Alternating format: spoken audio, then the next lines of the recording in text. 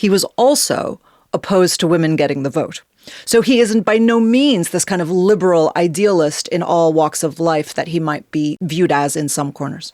But he's remembered as a very contradictory president in lots of ways, isn't he? Well, certainly in the US he is, right? I mean, it's interesting to me, Europeans, I think, are more familiar with his international reputation as an idealist and understand, the role that he played, obviously, in the aftermath of the First World War.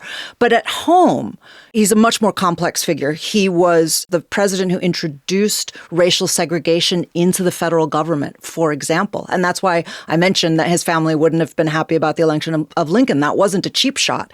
It's because this is a man who grew up with racial segregation as a norm and something that he upheld. But the key thing here, as you say, is that Wilson is a figure who spans these generations. And so he's basically bringing some pre-Civil War racial politics with him into 1916. So he's pro-segregation of white and black Americans is the point.